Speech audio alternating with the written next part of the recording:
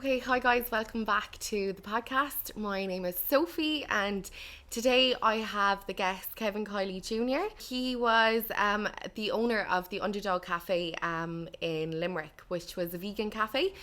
We briefly touched on, I suppose, how marketing kind of drives the beef industry, the dairy industry, and then we touched a little bit on the Underdog and its successes, and I suppose where he is now, and just veganism in general. So we went from the approach that I'm not a vegan, but I wanted to ask him about it. So yeah, I hope you enjoy it. Hi Kevin. Morning. So this is Kevin Kiely Jr. and we are just going to be talking today a little bit about veganism. And I suppose I want to approach it from the point of view that I don't know a lot about it. But I would like to kind of get your 2 cents on it and how easy it is to transition or how hard it is. So I have a few questions. I did put it on my Instagram and kind of said, if you had the chance to ask a vegan any question, what would you ask them? So it was a culmination of my questions and I suppose the public's questions. Sure. That makes sense. So I suppose I'm just going to start off by asking you, like, what made you like become a vegan? Well, it's a very clear day. I had probably eaten maybe the fifth or sixth plate of spaghetti and butter, all on its own, and I was basically just consuming this stuff, food. I was kind of really bored with eating. I felt like I was stuck in a rut. I felt like that I didn't have any connection or connection to the food that I was eating in any real way, and I didn't have any control over it really either. And so I began to get curious about why I felt like I was a floating head, totally disconnected from the body, and through those questions, somebody told me about Rich Roll. What is it? Rich Roll? Rich Roll. Yeah, he's an Ultraman. He's a plant-based athlete. He does a podcast called the Rich Roll Podcast. Okay. You should check it out. Yeah. So somebody told me about him, and here I was feeling disconnected from the body and feeling that there had to be a different way to exist. And I remember I finished that plate of spaghetti and butter. It was a simple dish. It's quite a nice dish. You can replicate it in different ways with olive oil and garlic, and you can make it a healthier version than what it was. So that dish represented for me like a lack of control. It was something that I leaned on. It didn't work for me. I was eating too much of it, and the butter was actually, on reflection, not good. So this guy Rich Roll, he went plant-based at like just before his 42nd birthday, I think. Okay. He was in his home. And he ran up the stairs the night before his 42nd birthday, and he nearly had a heart attack. Wow. Now this guy was in America. He'd probably say 50 pounds overweight. In what's that for us? It's about 4.5 stone, 5 stone overweight. And then he went plant-based almost overnight, and he lost all that weight. And then he was ranked in one of the fittest men in the world, and he does these things called Ultraman, which is a double Ironman.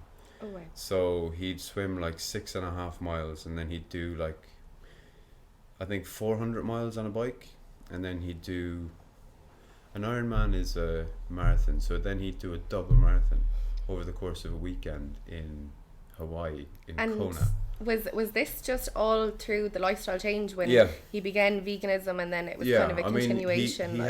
He has a background, and he had a background in swimming. But he wasn't very good at any other sports, but he somehow put a lot of time and effort when he was younger into swimming. So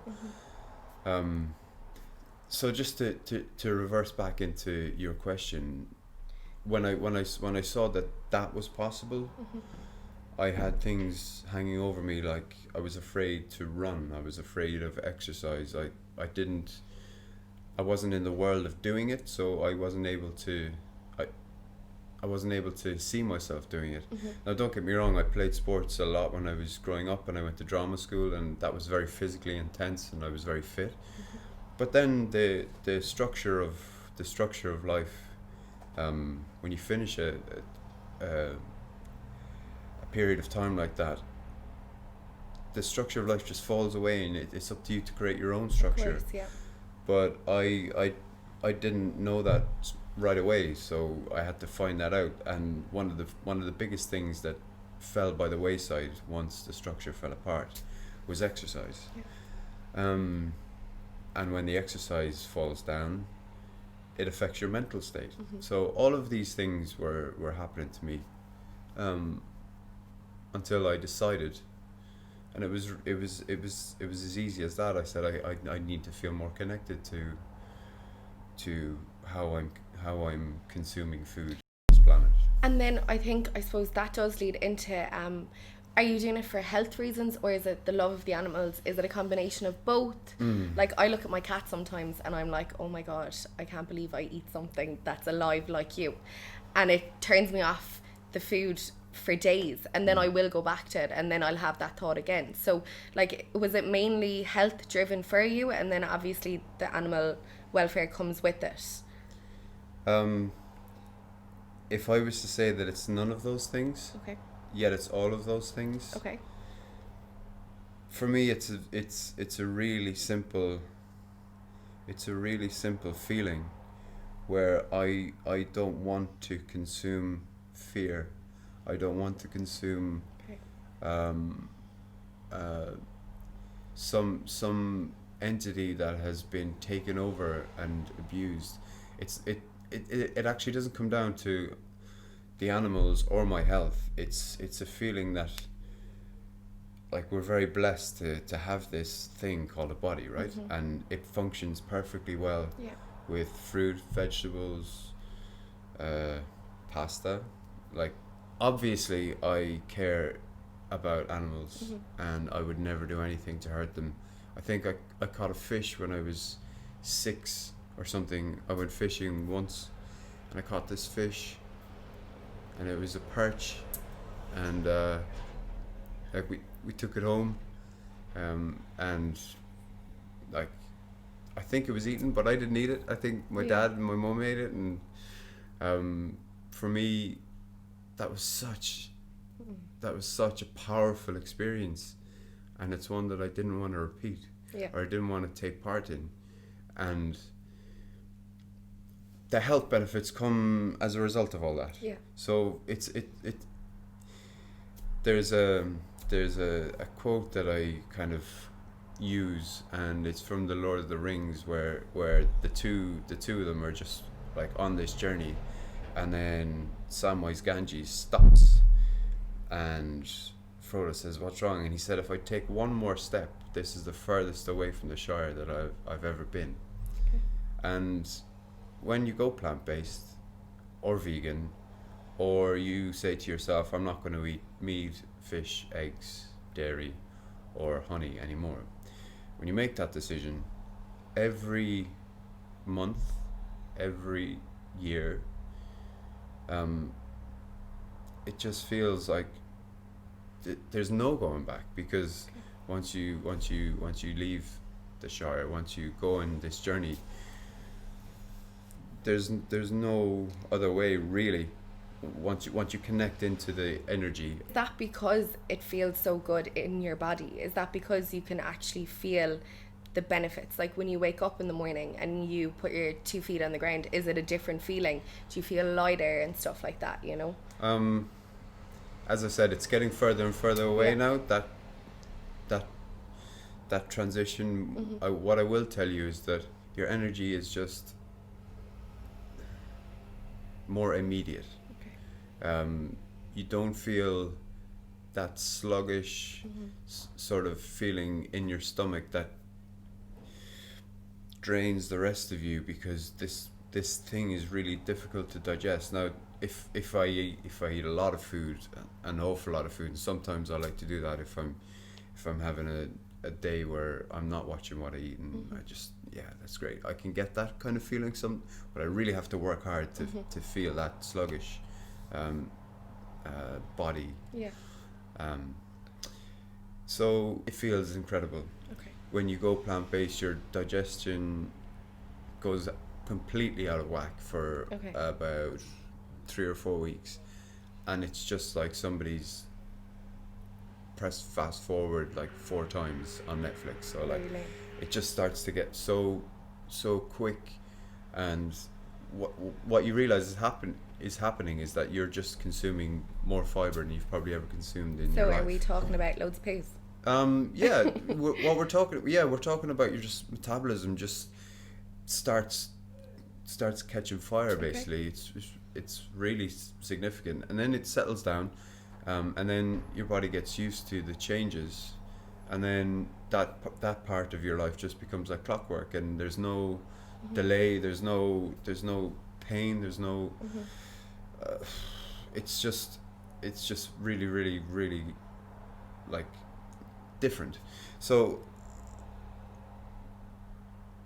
what that entails is that your whole system just is ticking in this natural way, in this way that isn't probably the way it's supposed to be working. I think so. Yeah. This is the first time that I'm giving a strong opinion about this being correct. Yeah.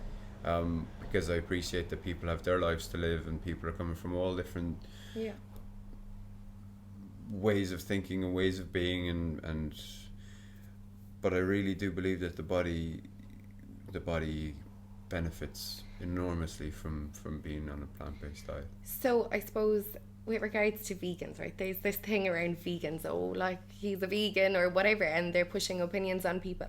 Like, do you find that there's a lot of backlash if you, I suppose, open up to somebody that isn't ready to hear it, or do you know that kind of way? Or is there a misconception of vegans, like? Wow, like it's almost like vegan is a 4-letter word, right? Yeah. People are like, ooh, don't mention it. There's a couple of things that work there. So, I mean, first of all, if you want to, I suppose, get your point across, like walking the talk is really good. So, I try really hard not to have too strong an opinion out loud about what it is that I do, although sometimes I really fail at that as well. What people discover when they go plant-based or when they become vegan, what they physically discover, the changes that they feel, the way that they view the world, things like dairy adverts turn into complete and utter batshit crazy cartoons, and you realize that there's a big heavy corporate agenda that is just like really strongly like moving through this world. And so like if you watch the weather on RTE, let's say, there's this like Avonmore thing, and you're just, I'm being confronted with it there. So you realize that there's this big heavy machine at work, and you've kind of stepped to the side, and the machine is continuing to like push down the road. So you feel, out of care for people, to let people know that they have an opportunity to step to the side and be over here and be calm, and to not have all this pressure like pushed on them, and to not be eating this stuff and consuming this stuff that not only will be bad for the animals at the end of the line coming our way, but it's also not very good for your digestion, for, you know, you go into all of the research, the China study, the way that the Western diet took hold in China, and that the causes of all case mortality went through the roof, the cancer went through the roof. You have stories like when meat and dairy were rationed in I think it was Norway during the war, the cases of all cause mortality, cancer, heart disease, for the 5 years that all this stuff was rationed, like, dropped into the floor, and people were just there's real direct correlations between the overconsumption of meat, eggs, dairy, fish, and things like cancer, heart disease, diabetes. I suppose. Just to kind of guide and your question without answering it totally, because I'm only one person. For me, it was about, you don't have to pay, but you have to pay attention to this stuff. Yeah. And when you're in the world that's been hit by the train all the time, it can be easy to, well, not easy, but it's possible to look at somebody outside of that and to not be able to contemplate how they get through the day without being like bombarded by this stuff. So that's my perspective about maybe being a preachy vegan, or the backlash that I get. I just think it's because you can see what's going on. It's like I speak a different language. Yeah. And I'm just trying to translate for people, and well, one of the questions that actually came from one of my very good friends. He's kind of gone down the road of veganism, but he still eats a little bit of cheese and a little bit of meat and stuff like that, but he's kind of trying to go towards that road. But like what you were saying with the corporate agenda, he said, do you think there's far less of an agenda around veganism? For example, McDonald's market themselves around beef and burgers, and they have a huge marketing campaign. But whereas veganism, to that extent of marketing, I suppose, hasn't really happened. There isn't really one massive corporation that's in every single city in the world, almost, that's saying, oh, come to us and have your plant-based whatever. So I suppose his view was, look, if that was to be there and marketing was put in place and that amount of money was put into those campaigns, I suppose, widely available, or I suppose veganism would have become more of a thing, you know? I think that's a good point. I think that is a vision of the future. Yeah. I think that there is an awful lot of pressure starting to exist within this current system. The number one contributor to the environmental issues is animal husbandry, without a shadow of a doubt. What's animal husbandry? Animal husbandry is like behaving like the husband of an animal. Okay. Right? So if you are a husband of a dairy cow, so you have to artificially inseminate this dairy cow, and then you have to like allow this dairy cow to give birth to this baby, and then you have to take this baby away from this dairy cow mother so that you can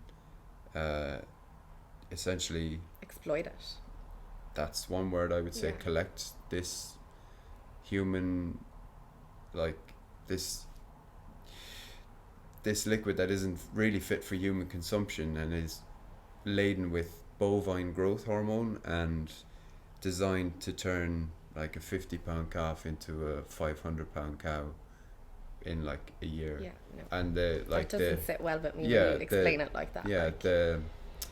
the like what that liquid is tasked with in nature is to like bring this like tiny being relative to like the adult size on to be like a 500-pound animal in like a year and a half.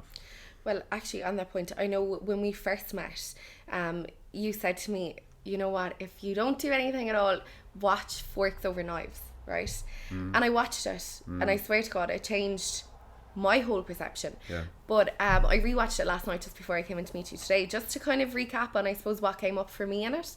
And one of the major things that came up was back, I think it was a couple of years ago anyway, right? And they started marketing the cow's milk straight from the mother's milk, like human milk, and then straight putting them onto cow's milk. So it was like this, like when you think about it, the milk that comes from a human is not the same that comes from a cow, like, and for them to market it to say, oh, it looks the same, it comes kind of from the same process, but it's a completely different species. And that was one thing that they touched on that I suppose it just kind of, it threw me a little bit, because just because it looks like it doesn't mean it is beneficial, Look, this is what I was going back to, like, this is what I was saying, this is what I'd go back to.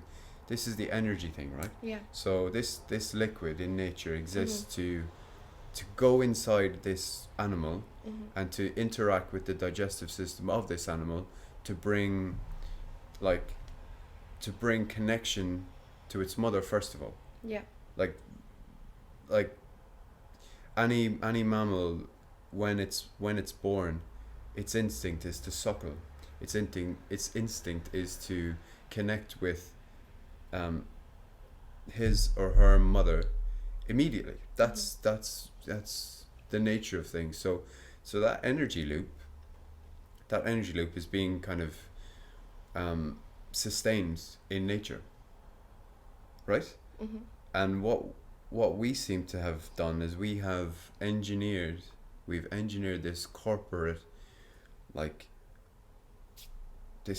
machine that exists to create this energy loop, but to remove the key components of this energy loop. And so this loop is broken, and the energy is being spilled into the world, and where it's going isn't really of much benefit to people. It's making people more sick. This is cow's milk that you're talking about, energy. Specifically cow milk energy. Yeah. So this cow milk energy is being like funneled into these tubes, and it's going off in these massive trucks, and it's going to these huge factories, and it's being put into these plastic cartons, and it's turning up in like the bottom of fridges or whatever, and then people are consuming that stuff, right? They're claiming that it's got calcium in it and that it's good for your bones, when in fact there's research to say that it actually leaches calcium from your bones, because of its the way it interacts with the human body, and that's pretty much their marketing campaign. Yeah. Well, they've gone on to talk about, like, they had their latest one is like, if you love dairy, it will love you back, and you should, if your editor is able just to drop that advert in, it's ridiculous. Yeah. It's of this guy like holding a dairy carton, right? like a, I don't know, like a girlfriend, boyfriend, whatever that guy is into, right? Like just holding this carton, and then there's like this woman on a boat, like wistfully going off into the mist, and it's like, if you love dairy, it'll love you back, and it's set up like a movie poster, and I think there's one on Rocha Street in Limerick. Okay. It's ridiculous. So Nance, to link this back to your question again, if I may, is like, if there was like investment into plant-based options, then it would be much easier. It would be much easier, and that is a way. I have so much to say about this now, but that is a vision of the future that I would like to see. Yeah.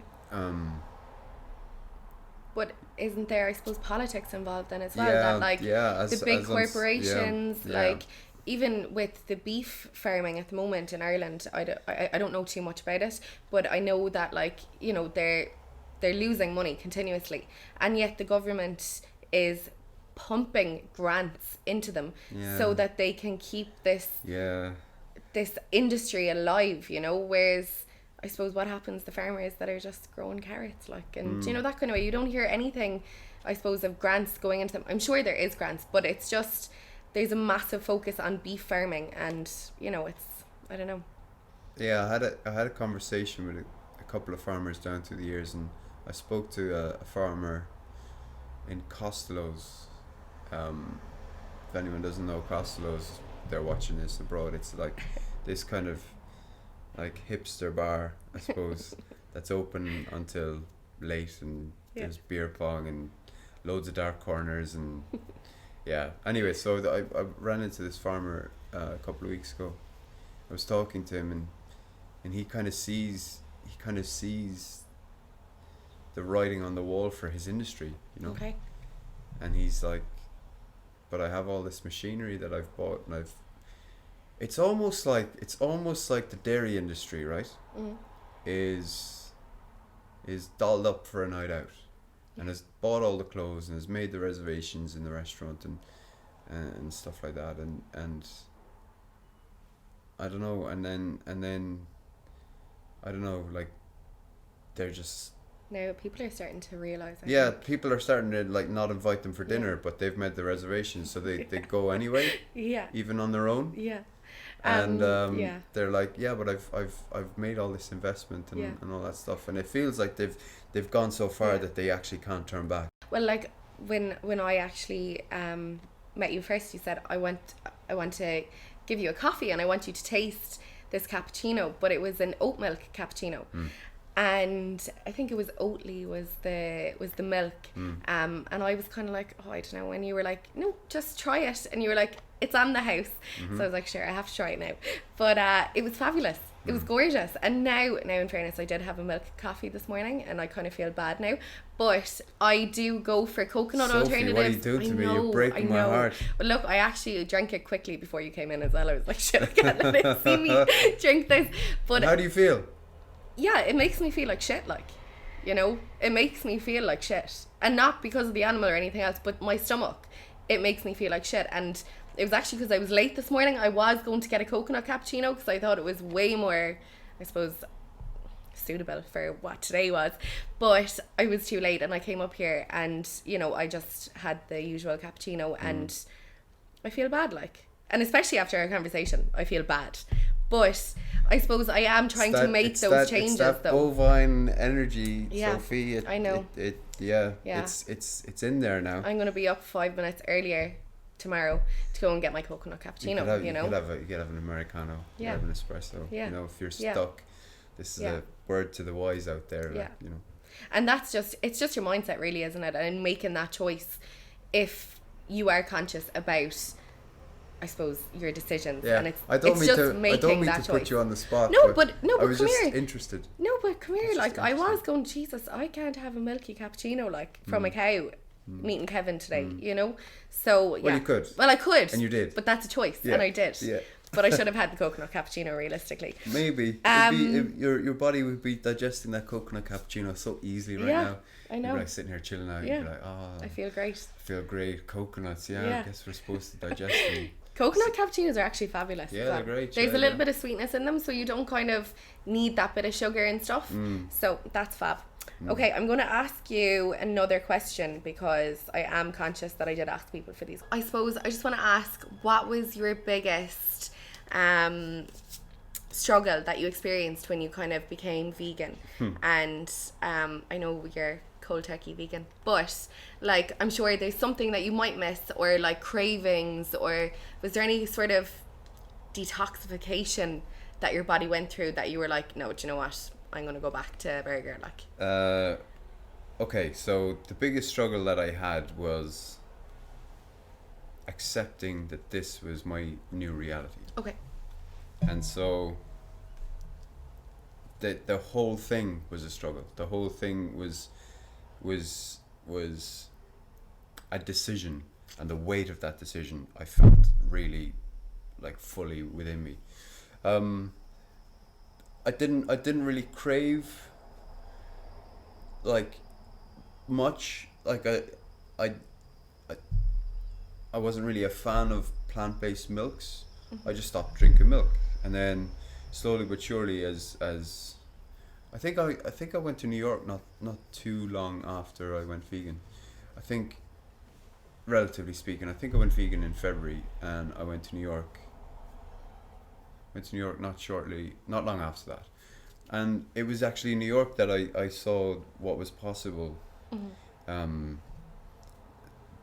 The options over there were just like colossal, and coming from Limerick and experiencing that, it was then that I started, you know, like having pizza with plant-based cheese on it and stuff like that. It was as a result of seeing what was available. Yeah. Then when I came back home, then I started to seek it out really. But what I was eating was, I was eating a lot of rice, I was eating a lot of pasta, I was eating a lot of bananas, I was having a lot of smoothies. I was practicing this kind of high carb, low fat, moderate protein kind of approach. And the reason I was doing that is to I was surrounded by the opinion that carbs make you fat. Like carbs just make you fat, and that's I was overweight as well, and I was just testing whether that was actually true. And the more carbs that I ate, the more natural carbohydrates that I had, the more energy I had, and I ended up doing 8 triathlons in a year. I ended up that's incredible. I ended up starting from zero, not being able to run from here to Arthur's Quay, what's that, 200, 300 meters, 400 meters maybe, to doing 10k races, 5k races, half marathons, and I did the marathon here. Now I injured my foot halfway around, and I got like an injury, but I finished the marathon. It took me 5 hours and 45 minutes, but I did it, you know. So all of this stuff, all of these doors started to open up for me, and to me. Like, it felt like it was happening to me, but it was also happening for me. I also, in this time, realized that my mind was too much in control, and I started to meditate. I learned how to meditate, and when I learned how to meditate, I realized that all these thoughts that are cropping up are actually just whizzing by me.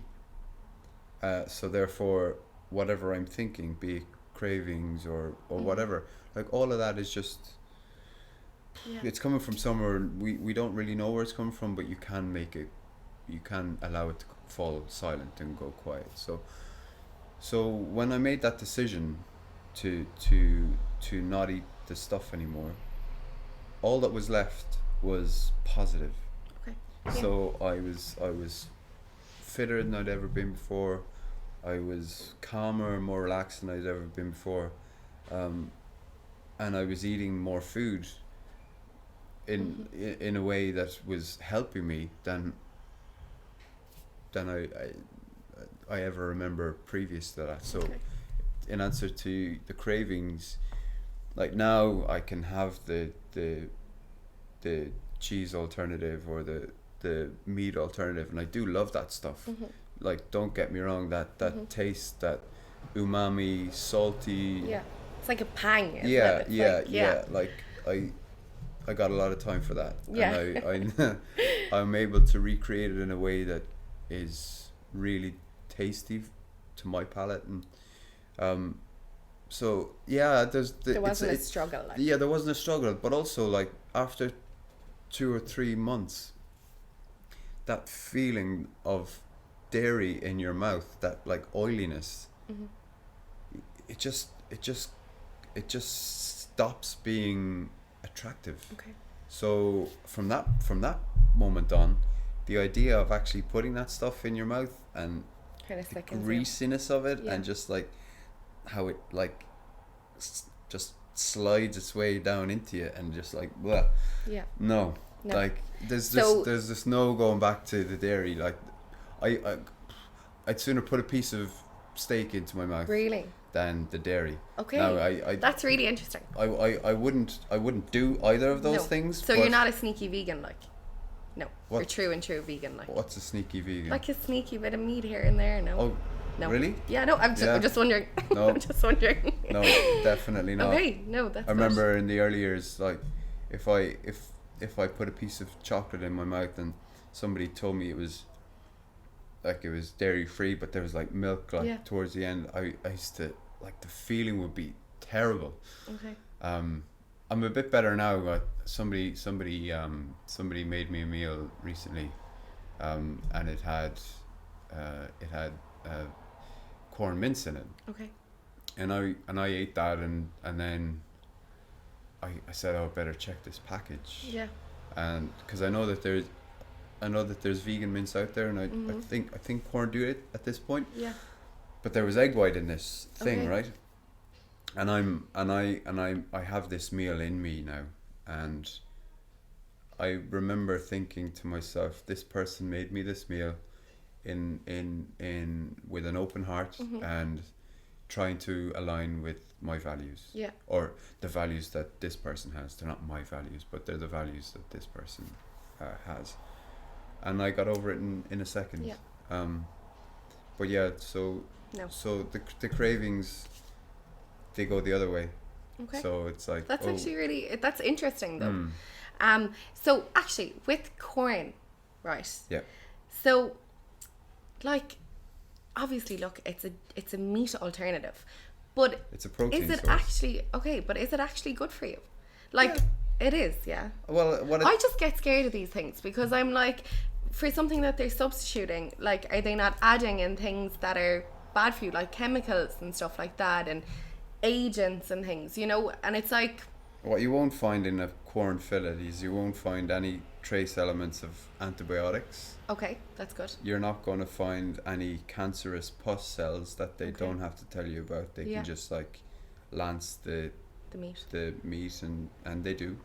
You're not going to find any of that stuff.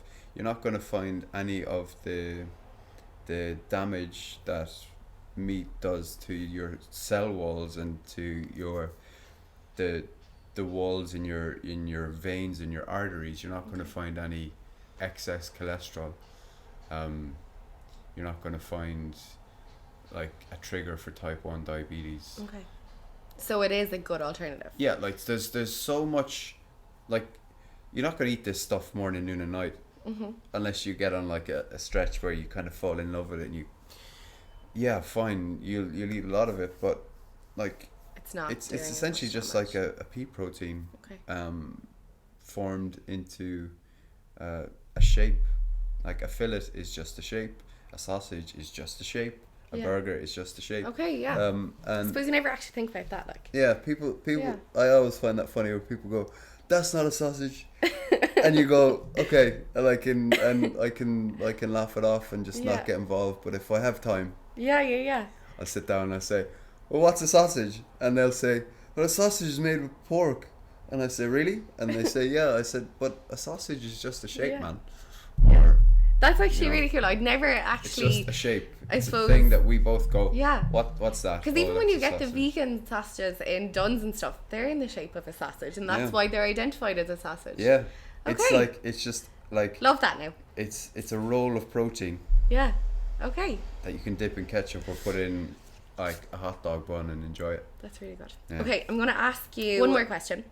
Okay. And I suppose it's to do with, I suppose, in your own environment in Limerick, like you said, it was easier to find food, vegan food in New York and stuff like that. And I suppose you had a restaurant in Limerick called The Underdog. Yep. And I'm just going to give you my 2 cents and the experience that I had and what it meant to me, and then maybe get into a little bit with you and what it meant to you.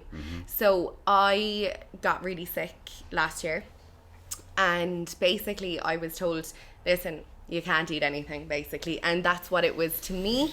They wanted me to go on, it was an AIP diet, which is autoimmune protocol, which was just mainly meat and veg, no carbohydrates. And I obviously just really, really wanted to get better. So I did a week of it, and I think I was coming up to the 6th day when I was on the bus into town, and I was like, I just need something. I need something like that's going to give me that little feeling of a takeaway, or that I'm spoiling myself, because I just felt completely deprived. And I remember I got off the bus and I was like, just get a garlic cheese chip, just get a garlic cheese chip. And I walked past The Underdog And I saw outside it said, sit, eat and heal. So I was like, sure, come here. Obviously I have to go in there, like that's, you know, whatever, I'll go in. And I remember I